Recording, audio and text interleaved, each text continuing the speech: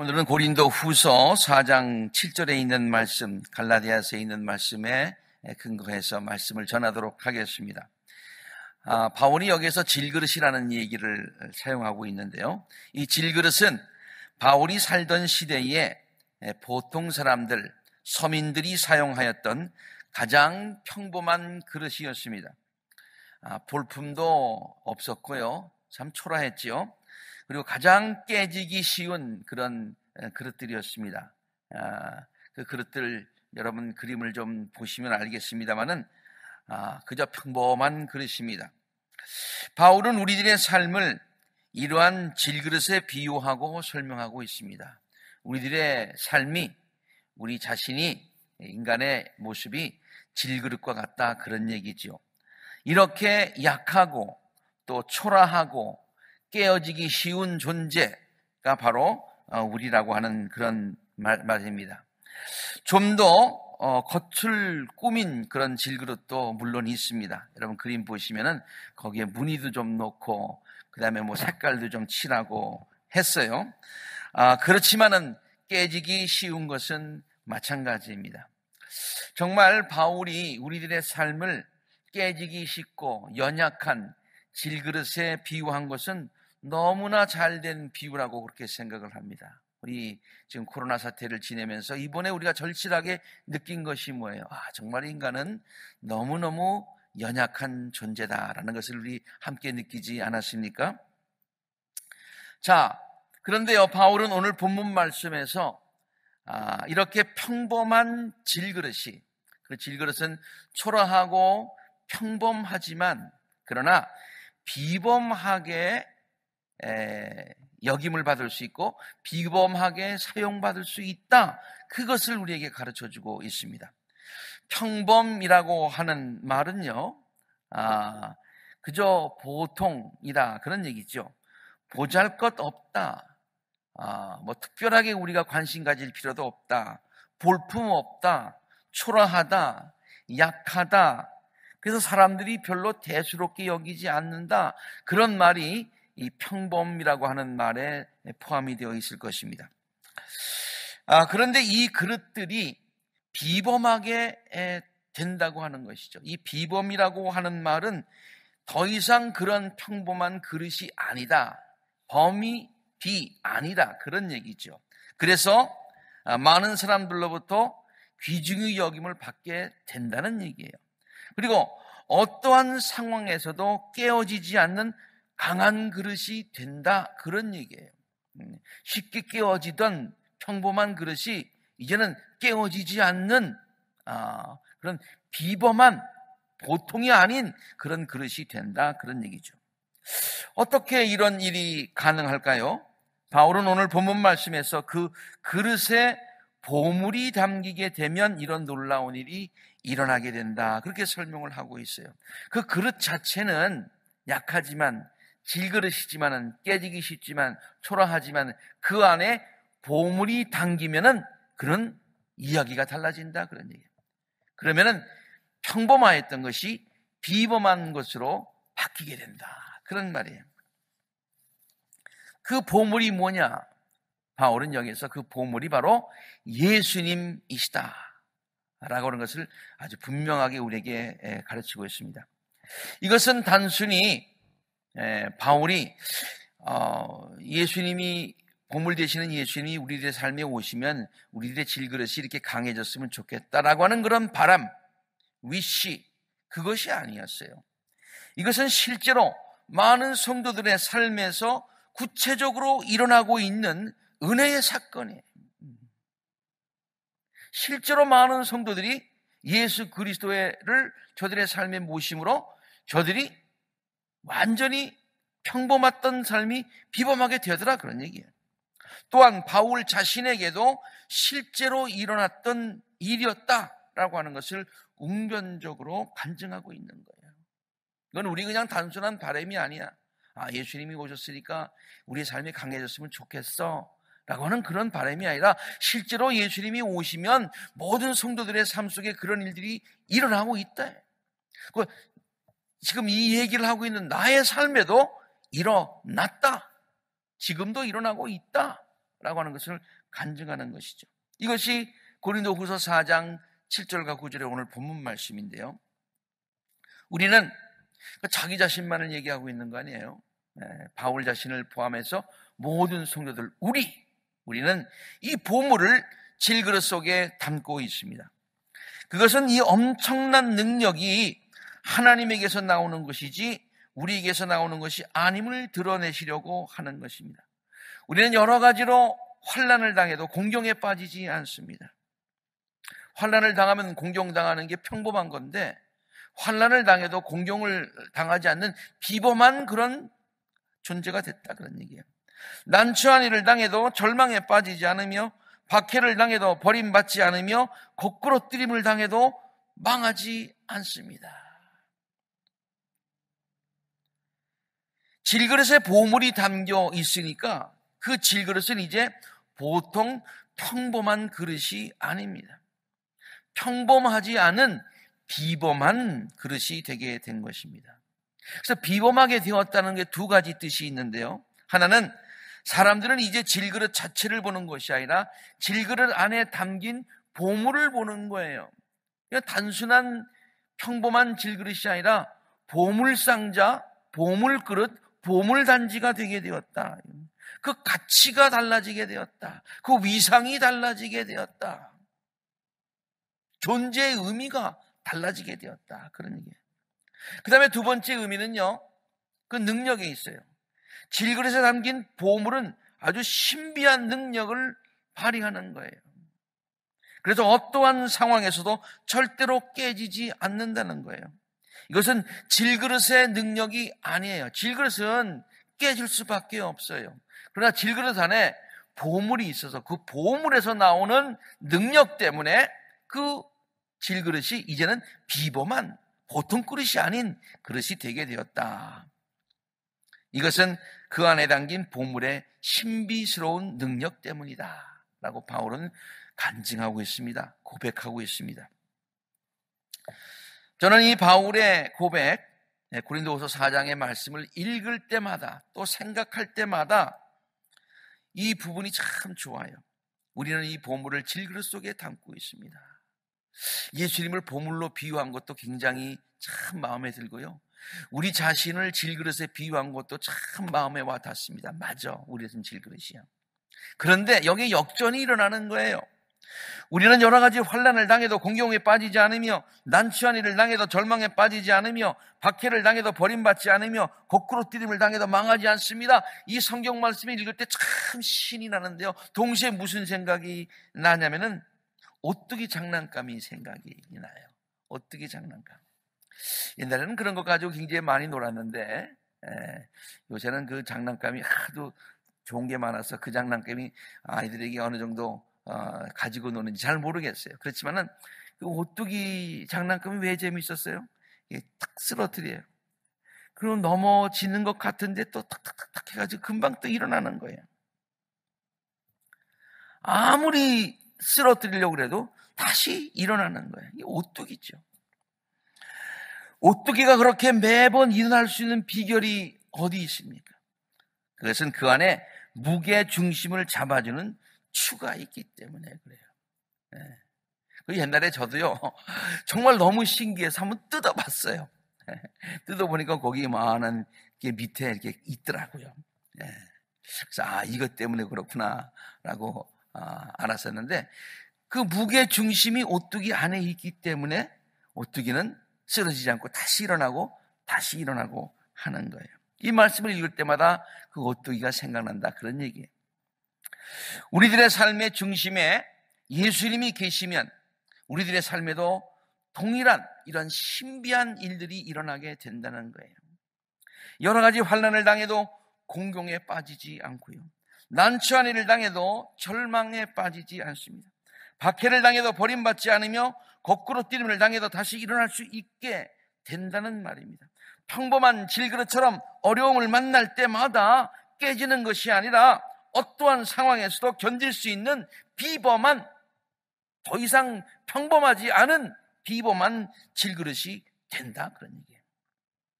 이것은 내 능력이 아니라 내 안에 계신 그 보물, 예수님께서 우리에게 은혜로 주시는 능력 때문이다.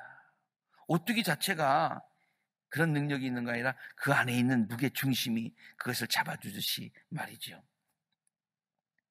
질그릇처럼 내세울 것이 별로 없는 우리들의 삶이 많은 사람들에게 귀중히 여김을 받는 복된 삶이 되기를 우리가 모두 다 원하고 있습니다. 그 비결이 무엇입니까? 우리들의 삶의 보물과 같은 귀한 예수님을 모시고 담고 살아가는 거예요.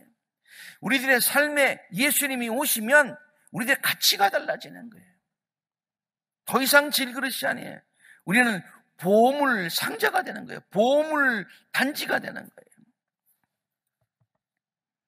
그래서 많은 사람들이 약한 우리를 보는 것이 아니라 우리 안에 있는 보물을 보고서 우리 자신을 귀하게 여겨준다, 그런 얘기예요.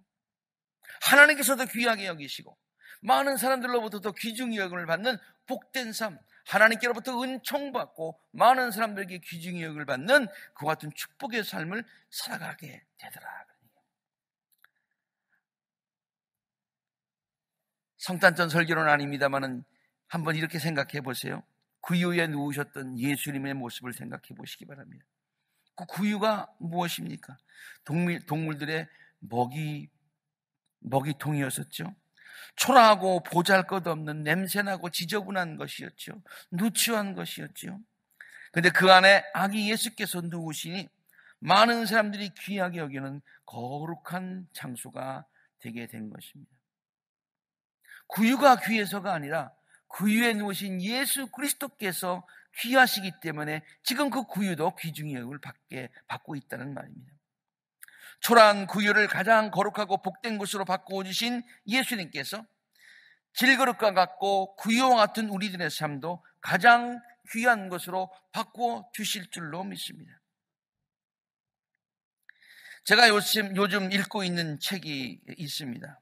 이동훈 목사님께서 쓰신 12사도 이야기라고 하는 그런 책입니다. 물론 12사도에 관한 이야기는 성경에 뭐 다 있습니다만은 그걸 좀 이렇게 정리를 잘 했다고 생각을 하고서 기대를 가지고 제가 지금 읽고 있는데 아주 기대 이상의 큰 은혜가 있더라고요. 예수님의 12 제자들, 그들은 너무나 평범했던 사람들이었습니다. 너무 평범했던 사람들이었습니다. 그런데 그들은 모두 비범한 사람들이 되었어요. ordinary, 보통 사람들이었는데 그들의 삶이 extraordinary, 그렇게 특별한 비범한 삶이 되었다. 아니, 좀 더 정확한 말로 표현하자면은, 그 책에 있는 말을 그대로 인용하자면 그들 모두는 평범하였지만 비범하게 쓰임받은 하나님의 사람이 되었다. 똑같은 질그릇이지만은 더 이상 평범한 질그릇이 아니라 비범하게 쓰임받는 질그릇이 되게 되었다. 우리가 잘 알듯이 그 제자들은 대부분이 어부였습니다. 요즘 우리말로 만약에 표현을 하자면은 깡촌에서 농사를 짓거나 작은 어촌에서 그 작은 고깃배로 고기를 잡던 그런 사람들이었습니다. 많이 배운 사람들도 아니었습니다.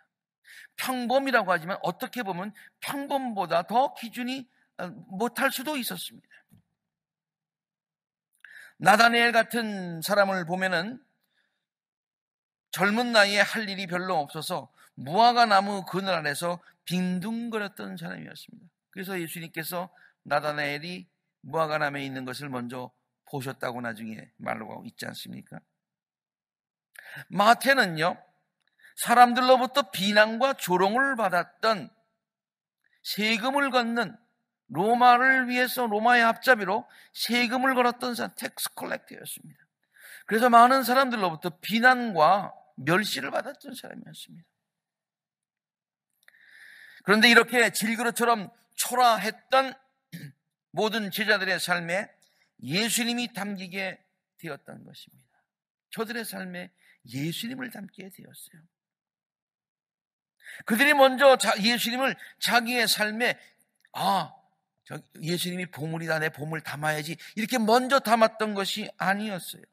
복음서를 잘 읽어보면 예수님께서 그들의 삶에 찾아가셨어요. 그리고 그들과 함께 거해 주셨어요. 저들이 먼저 예수님을 찾은 것이 아니라 예수님이 먼저 저들을 찾아줬어요. 우리가 하나님을 먼저 사랑한 것이 아니라 하나님이 우리를 먼저 사랑해 주셨어요. 이것을 우리는 은혜라고 말합니다. 질그릇과 같은 그들의 삶에 예수님을 담게 되니까 평범했던 삶이 비범한 삶으로 바뀌게 되는 것을 우리는 복음서를 통해서 잘 알고 있습니다. 연약하였던 그들의 삶이 순교까지 감당할 수 있는 능력의 삶으로, 비범한 삶으로 바뀌게 되더라고요. 이 책에 나온 대부분의 내용은 이미 우리가 다 잘 알고 있는 내용이기는 하지만은 저는 이 책을 읽으면서 깊이 깨닫고 크게 은혜 받은 것이 있습니다. 그것은 너무나도 평범했던 제자들의 삶이 비범하게 되었다면, 저들의 삶이 비범하게 되었다면 우리들의 삶도 비범하게 될 수 있다. 우리들의 삶도 하나님의 비범한 목적에 쓰임받을 수 있다. 제자들의 삶처럼 많은 사람들로부터 사랑과 존경을 받으며 살아갈 수 있다. 제자들처럼 어떠한 역경에서도 능히 이길 수 있다. 제자들의 삶처럼 하나님의 뜻을 이루어가는 비범한 삶을 얼마든지 살 수 있다. 이것은 내 능력이 아니라 내게 능력 주시는 자 안에서 내가 모든 것을 할 수 있게 된다. 그러한 확신이 생겼기 때문입니다. 그런데 단 한 가지 잊지 말아야 할 성경적 비결이 있습니다. 그것은 우리들의 삶에 예수님을 모시고 또 그 예수님을 모셨을 뿐만이 아니라 그 예수님을 우리들의 삶의 주관자로 인정해드리고 그리고 예수님을 의지하며 살아갈 때 우리에게 그런 능력이 생기게 되더라. 이러한 비결을 깨달은 바울은요, 오늘 두 번째 본문 말씀인 갈라디아서 2장 20절에서 다음과 같이 고백을 합니다. 자기가 질그릇인데 보물을 담고 살아서 이러한 자기도 보잘것없는 평범한 사람이었지만은 하나님께로부터 비범하게 쓰임을 받게 된 이 바울이 이런 고백을 하고 있는 거예요. 이건 간증입니다. 내가 그리스도와 함께 십자가에 못 박혔나니 그런즉 이제는 내가 산 것이 아니요 오직 내 안에 그리스도께서 사신 것이라. 이제는 내가 질그릇 자체 그것만 가지고 살아가는 것이 아니고 내 능력만 가지고 살아가는 것이 아니고 내 의지와 내 뜻대로 살아가는 것이 아니라 내 안에 그리스도께서 살아계신다. 단지 예수께서 내 안에 그냥 계시는 정도가 아니라 예수님께서 자신의 삶을 주관하시게 하는 순종의 삶을 살아가고 있다. 아니 그렇게 앞으로도 살겠다. 그런 얘기죠. 그리고 둘째로 자기 안에 계신 예수님만을 의지하는 믿음 가지고 살겠다. 이렇게 고백하고 있어요. 이제 내가 육체 가운데 살아가는 것은 나를 사랑하사 나를 위하여 자기 몸을 버리신 하나님의 아들 그 예수님이 내 안에 계신데 이 안에 계신데 그냥 예수님이 계신 것만으로 그냥 계시다. 그게 아니라 그 예수님을 뭐예요? 믿는 믿음 안에서 산다. 앞으로도 그분만을 의지하고 살겠다. 그분만을 믿고 살겠다라고 하는 고백이 갈라디아서 2장 20절의 고백이지요. 네. 나는 더 이상 질그릇 자체가 아닙니다. 내 안에 그리스도께서 계십니다. 그 그리스도께서 내 삶을 주관하실 것입니다. 그리고 나의 삶을 주관하시도록 내가 저를 의지하고 믿고 살겠습니다. 그러면 나의 평범한 삶이 비범한 삶이 될 것입니다. 이런 고백이라는 얘기예요. 실제로 예수님 안에 예수님을 자기 안에 담고 살았던 바울의 삶이 어떠했습니까? 이 성경을 쭉 읽어보면은 예수님을 바울이 자신의 삶에 예수님을 담고 살았지만은 겉으로 보기에 변한 것은 별로 없는 것 같아요. 겉모습은 여전히 질그릇처럼 약해 보였습니다. 초라해 보였습니다. 육신의 가시를 가지고 늘 연약한 가운데 있었다고 고백하지 않습니까? 많은 사람들로부터 핍박도 받았고 매도 맞고 어려움을 다 겪었어요. 초라해 보였어요. 너무 평범하게 보였어요. 아마 평범 그 이하인지도 모르겠어요. 그러나 그는 비범한 삶을 살았던 신앙의 사람이었다라고 성경은 여러 군데서 우리에게 그 증거를 보여주고 있습니다. 여러 가지 예를 많이 들 수 있지만 한 가지에만 제가 들도록 하겠습니다. 사도행전에 보면은 죄수의 몸으로 아그리빠 왕과 베네스 총독 앞에 서 있는 바울의 모습이 소개되고 있습니다. 3차 전대여행을 마치고 이제 죄수의 몸이 되는 거예요. 그래서 베네스 총독과 아그리빠 왕에게 신문을 받습니다. 자, 아그리빠 왕과 총독 베니스는 성경에 보면 화려한 의상을 입고서 위엄을 갖추고 바울 앞에 서서 바울을 신문하고 있습니다. 바울은 죄수의 몸으로 그들 앞에 서 있습니다. 겉으로만 보기에는 저들은 굉장히 강해 보이고 바울은 연약해 보입니다. 그러나 사실 인간은 모두 연약한 질그릇과 같은 존재들입니다. 지금 바울이나 그 총독이나 왕이나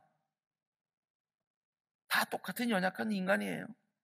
아까 제가 그릇 보여드리면서 거기다 조금 장식을 하고 치장을 했다고 해서 강해지는 것 아니라고 했잖아요. 그런데 바울과 그들이 결정적으로 다른 것이 있습니다. 그것은 바울의 질그릇에는 예수님이 담겨 있고요, 저들의 질그릇에는 권력과 인간적인 야망만이 담겨 있었을 뿐 예수님은 없다고 하는 거예요. 여러분은 이 장면을 읽으면서 누가 더 비범한 존재다, 위대한 존재다, 하나님께서 인정해 주시는 삶이다, 그렇게 느끼십니까? 물론 바울이지요. 성경은 바울이 그들에 비해서 더 위대하고 비범한 인물임을 강하게 우리들에게 부각시켜주고 있습니다. 바울을 향해서 미쳤다고 말하는 총독 베니스와 권위를 가지고 바울을 제압하려고 했던 아그리빠 왕을 향하여서 당당하게 외치는 바울의 말을 성경은 다음과 같이 전하고 있습니다. 짧거나 길거나 간에 저는 아그리빠 전하뿐만 아니라 오늘 제 말을 듣고 있는 모든 사람이 이렇게 결박을 당한 것 말고는, 자기는 질그릇인데 거기다 결박까지 당하고 있어요. 결박을 당하고 말고는 꼭 저와 같이 되기를 하나님께 빕니다. 여러분의 눈에는 초라하게 보일지 모르지만 내 안에는 예수 그리스도가 있습니다. 내가 지금 예수 그리스도를 여러분에게 전하고 있는 겁니다. 긴 말이나 짧은 말이나 이 말은 진리입니다. 나는 그 보물 때문에 비범한 삶, 하나님의 귀한 사명을 감당하고 있습니다. 나도 여러분들이 여러분의 삶의 그릇에 권력이나 야망이나 그것을 담기보다는 예수 그리스도를 담기를 원합니다. 그렇게 전하고 있는 거예요. 얼마나 자신 있는 같은 바울의 메시지입니까? 누가 이 대면에서 이겼다고 생각하십니까? 겉은 화려하게 꾸몄지만 권력과 야망만을 그들의 질그릇에 담고 있었던 베스토 총독과 아그리빠 왕이었습니까? 아니지요. 겉은 여전히 초라하고 약한 질그릇처럼 보였지만 그 안에 보물이신 예수 그리스도를 담고 있었던 바울이 저들을 이기지 않았습니까? 저들보다 더 존귀한 자로 우리가 알고 있지 않습니까? 사랑하는 모든 성도 여러분, 우리는 모두 예외 없이 질그릇과 같은 연약한 존재들이지요. 하나님께서 인간들을 그렇게 창조하셨습니다. 그러나 하나님은 절대로 우리들이 그저 평범하게 연약한 존재로, 평범한 존재로, 깨지기 쉬운 존재로 그렇게 살기를 원하지 않으신다는 얘기예요. 보물이 되시는 하나님, 보물이 되시는 예수님을 우리들의 삶에 담고서 또 그분만을 의지하며 살기를 원하십니다. 그래서 우리가 평범한 것 같지만은 비범한 존재로, 존귀한 존재로, 하나님께서 귀하게 여기시는 존재로, 많은 사람들이 귀중하게 보는 존재로 살기를 원하신다. 약하게 사는 것이 아니라 하나님의 능력 때문에 강함을 가지고 승리하며 살기를 원하신다. 어떠한 역경과 어려움도 이기면서 살아갈 수 있는 비범한 존재로 살기를 원하신다. 이러한 성경적인 비결을 우리 모두 다시 한번 깨닫고 항상 하나님의 은혜와 사랑 안에 거하시는, 그래서 하나님께서 존귀하게 여기시고 많은 사람들로부터 귀중 여김을 받는, 그리고 또 비범한 하나님의 놀라운 일들을 잘 능력있게 감당하는 축복의 성도님들이 되시기를 주의 이름으로 간절히 축원합니다.